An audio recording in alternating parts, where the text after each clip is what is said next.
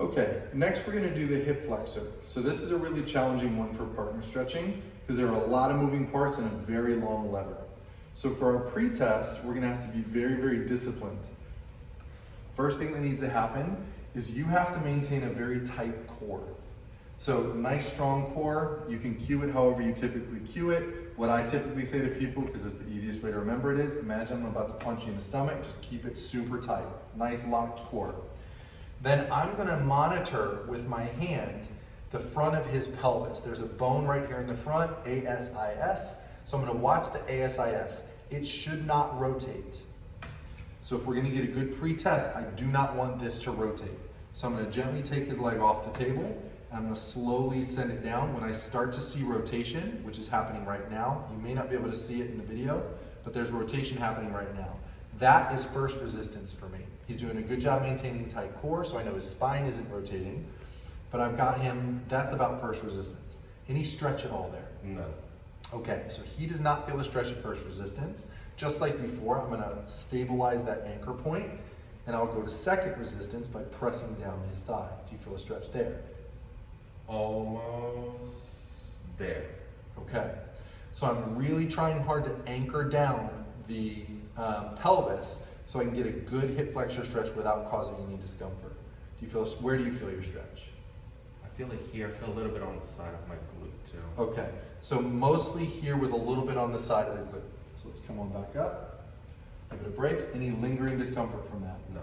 Good. So always want to make sure that anything we do is a mechanical stretch, and then when we release, that goes away. Scoot that way just a tiny bit more so I have a little bit more leverage. And you can move your upper body that way. There we go. So just like before I go stretching him, I want to prime the tissue. So hip flexor, there are two major hip flexors. One is psoas, the other is iliacus.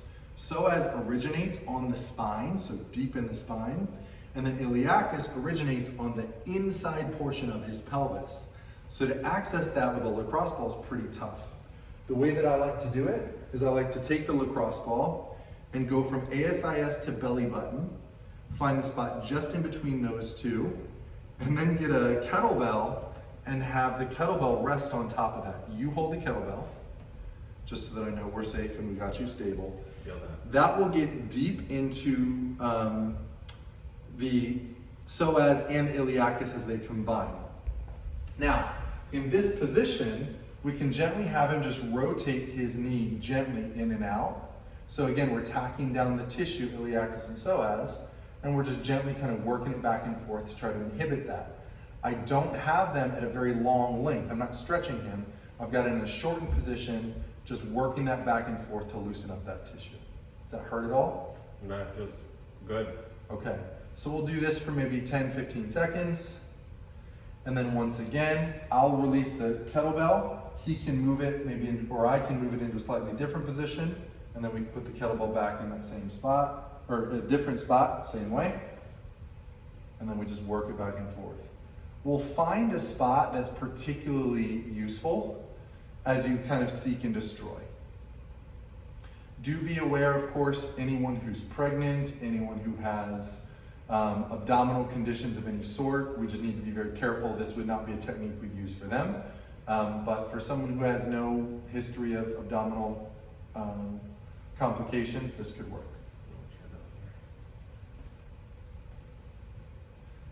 The one that's particularly hard to get is iliacus. So getting it a little closer to the outside is tough, and I think that's what Lucas just tried to find a good spot there. All right, so once we've primed the tissue, then we're gonna do our same assessment. So I want core tight, like I'm about to punch you in the stomach, so get nice and strong. I'm gonna monitor ASIS like I did before. I'm gonna support his leg, relax that leg for me, I got it. And then slowly let him down until I see pelvis start to rotate. I've not seen it or felt it rotate yet. There we go, that's first resistance. So that's a very different first resistance than it was last time. Any discomfort here at all? No. Okay, so I'm gonna stabilize his pelvis now to start the partner stretch. I'm gonna gently press down until he feels it. Feel a stretch there? Not yet. Not yet. There. Where do you feel it? Just the front of my hip. Okay. Just like before, we can do a contract, relax here. Gently press your knee up into my left hand. Good. And now relax. Take up the new sled. Gently press and relax. Good. Now, interesting point here. In the hamstring, if you remember from the hamstring, we could do an ankle pump to get the sciatic nerve. In the front of the hip, we have the femoral nerve. We can do an ankle pump here as well. If you pump your ankle up and down, up and down, up and down, sometimes when you pump your ankle, it changes the stretch they feel in their hip or the front of their leg. That just denotes femoral nerve tightness, and sliding that nerve back and forth by pumping the ankle can be effective at helping to relieve some of that discomfort.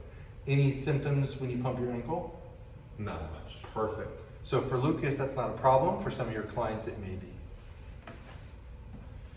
Just like before, after we do all of our stretching, we're going to do an accurate retest to show them that we've made some improvement.